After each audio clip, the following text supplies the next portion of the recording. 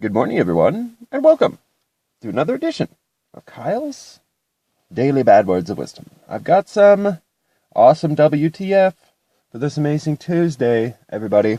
I don't know how I got any sleep last night. I was up till about midnight playing Fallout 4. Premiered last night. Pretty fucking wicked, man. Big fan of Fallout 3. It was like the best game ever.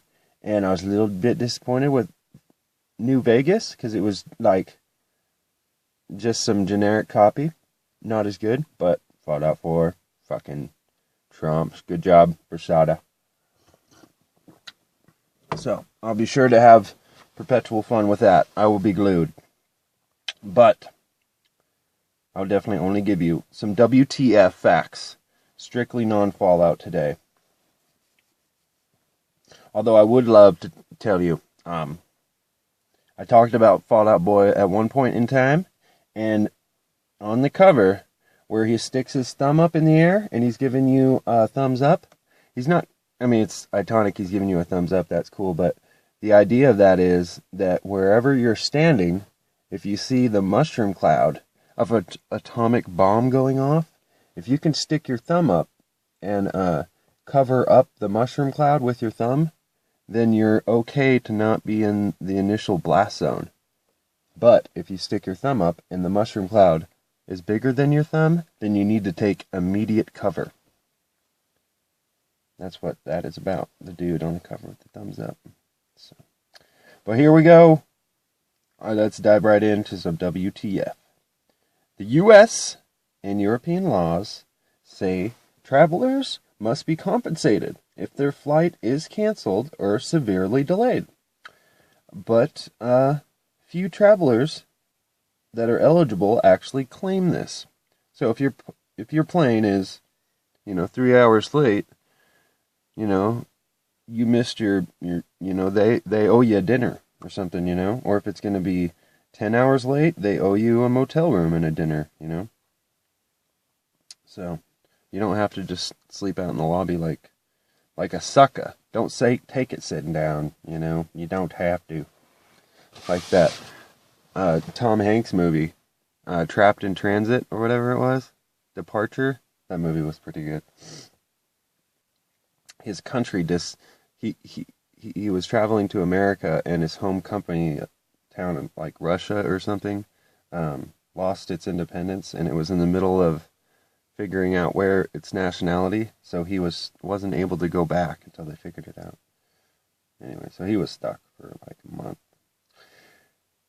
Second, we do not know why we call the Earth Earth. We just do. Doesn't really have any significance. Henry III received a polar bear as a gift from King Haakon of Norway in 1252.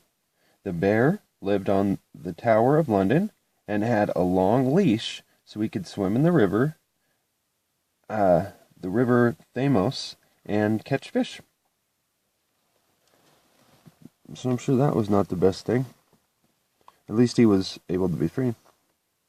Unlike the polar bear we had in Redmond that lived inside of a glass cage. Alright, this is crazy right here. I don't even know what this is, but it does not look very like 1960s life support there. There are 7 people still alive that live in an iron lung. And it's probably doing their breathing for them, life support, everything, They just live their life on the outside. Here we go. Sarcasm is believed to boost creativity and all parties involved in the conversation. So, it is helpful to be a smartass sometimes. And thank you, America. The largest embassy in the world is the U.S. Embassy in Iraq. It cost $170 million to build, employs 16,000 people, and costs $6 million a year to run. It is bigger than the Vatican City. That's insane. It's huge. And And I'm sure it won't work for you, but apparently if you stare at this image long enough, it will disappear. But you probably got to get real intimate with that, and it just ain't gonna quite happen here, people. Alright, this guy right here. In 2001, Kenny Waters in Minnesota, sorry. Yeah. Man was wrongly imprisoned for 18 years for murder. He finally fled after his high school. He got out after his high school dropout sister went to law school and then eventually proved his innocence. So she became a lawyer and then figured it out. So maybe she should have become a detective.